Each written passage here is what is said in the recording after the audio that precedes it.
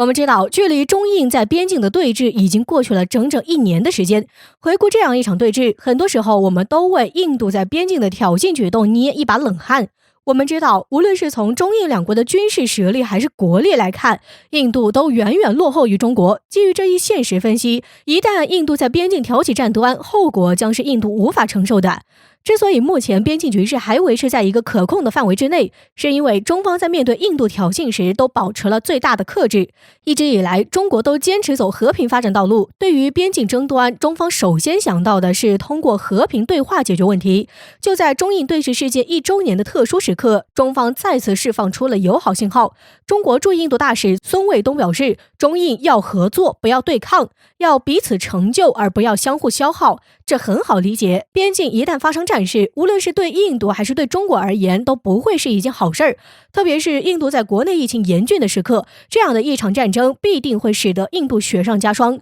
而且中印实力差距也会让印度最后落个惨败的下场。但是印度随后的反应却让人十分气愤，对中国努力保持边境和平的做法，他们嗤之以鼻，并扬言要给中国上一课。而与之类似的评论还有很多。更为危险的是，这样的错误言行的源头是印度的错误政策。从现在来，在经历了整整1年之后，印度仍然没有改变自己在边境的错误政策。有消息称，印度陆军将要建立一个新型的作战单位，也即综合战斗群。而这一新型作战单位的目的，就是培养印军战时动员能力以及战时打击能力。单从这一目标来看，印度这就是在为实打实的战争做准备。另外，这一涉及的部队规模也是不容小觑。据悉，将会涉及到130万陆军的编制重组。可见，印度仍然没有放弃在边境挑事儿的想法，并且他们自信地认为，在边境冲突中可以获得胜利，并且将中方的忍耐错误地理解成中方不敢开战。那么，尽管中方有多不希望在边境发生战事，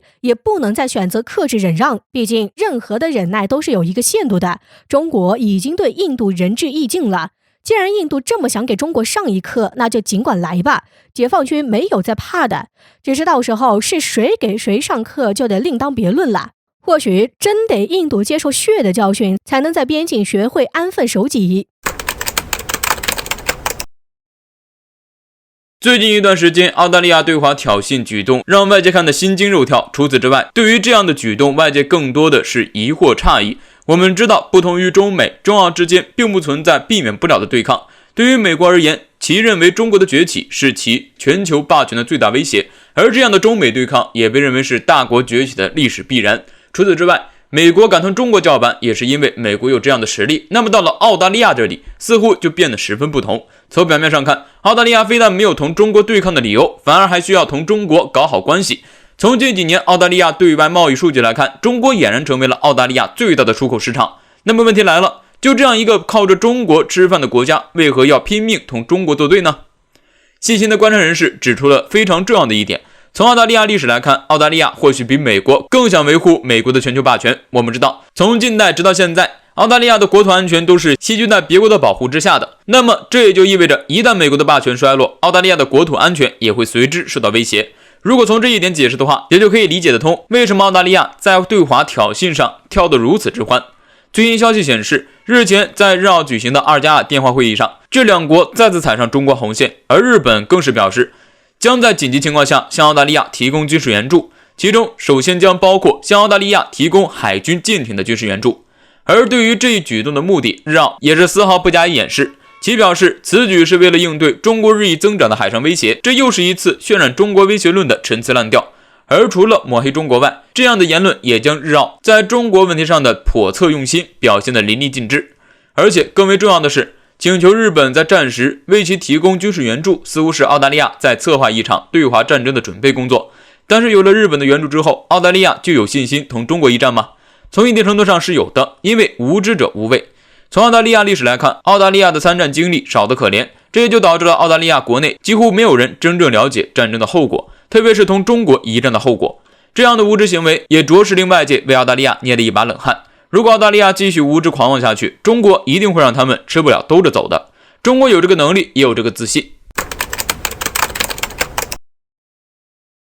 随着中美对抗愈演愈烈，人们对于美国无法成功应对中国崛起的认识也越来越深刻。尽管美国10年后可能仍然会是世界上综合实力最强的国家，但是这也改变不了美国无法撼动中国的事实。在分析人士看来，在遏制中国上，美国的招式基本都用遍了，但是作用却寥寥。举例来说，在过去的20多年时间里，美国对中国展开了大规模的经济制裁，但是这样的行为并没有打倒中国，反而加速了中国走向自给自足道路的步伐。正如美国自嘲的那样，在过去的25年时间里，我们重建了中国。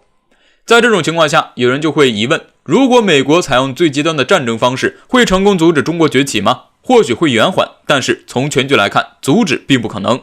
基于中国强大的区域拒止能力，任何一场发生在中国周边的战争都会以别国的失败告终，而基于核武器的巨大破坏力，一场有关中美的全面战争发生的概率也是微乎其微的。那么在这样的情况下，美国又想出了一个新招，对中国搞边陲渗透。据消息人士透露称，美国近日正在同巴基斯坦进行有关向美军提供军事基地的谈判。对于此举目的，美军描述成用于从阿富汗撤军之后对阿境内进行监视。不过对此，相关的军事分析人士提出了异议，认为这是美军想在阿富汗撤军之后对中国进行边陲渗透。但是这样的想法刚萌生出来就被扼杀掉了。对于美军的这一提议，巴基斯坦外长表示坚决反对，拒绝向美军提供任何军事基地。一方面，基于中巴关系，巴基斯坦一旦同意提供美军基地，必定会大大破坏目前的中巴友好伙伴关系；而另一方面，允许美军进驻也将会损害巴方自身的利益。可以说，美军这次是惨遭闭门羹。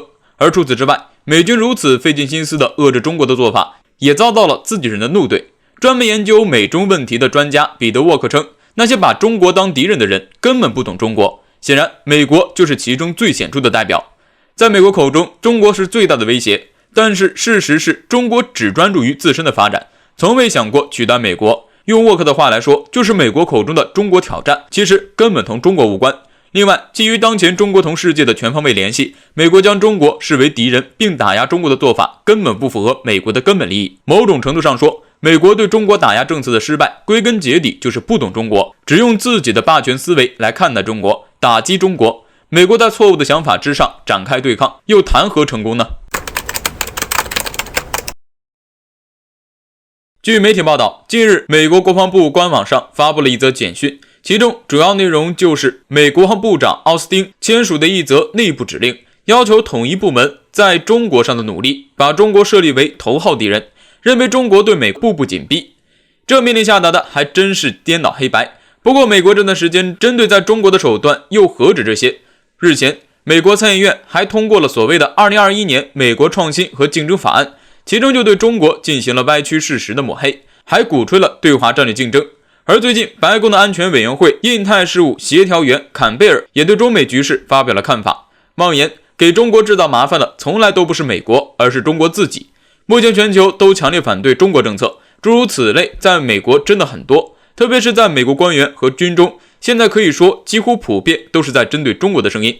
其实，在中美交锋的局势中，如果不是美国的步步紧逼，中美之间根本不会走到今天这种境地。而这一点，国际社会上也已经成为了普遍的认知。就连美国在花费3亿美元后，还依然有人也是这样认为的。就比如说美国的中高阶层，这些人有实力亲眼看过中国，有实力看清美国常年的洗脑包，所以关于中国的描述更为准确一点。在中美关系的当下，美国高官妄言全球都在激烈的反对中国政策，甚至还下内部指令，要求统一针对中国这个头号敌人的时候，美国知名的中国事务观察家麦肯锡荣休高级合作人彼得沃克就对这件事做了一个公正的说明，一句道破玄机，用自己的亲身体验告诉了一个客观的中国。彼得沃克表示，美国的种种手段都是白费功夫，历史走向会告诉我们什么是正确的，因为美国无法改变，美国根本就不了解中国，所说的中国挑战其实根本就与中国无关，这些都是美国人自己想象的。其实这一点，外交部发言人汪文斌也说过，在最近的民意调查中，有53个国家和地区中，至少 58% 的受访人认为美国的外交政策是错误的，而 44% 的人认为美国对自己的国家构成了威胁，也有不少人认为美国是全球民主最大的威胁。这是切切实实的证据。美国不断颠倒黑白、混淆视听，已经是国际社会都清楚明了的事情。虽然达不到普遍认知，但是这中间大多都是美国自己花钱买的水军而已。如今，美国用各种手段对中国实施疯狂的遏制打压，粗暴的干涉中国内政，更是证明了美国才是美自己说的全球反对美国政策、全球的头号敌人。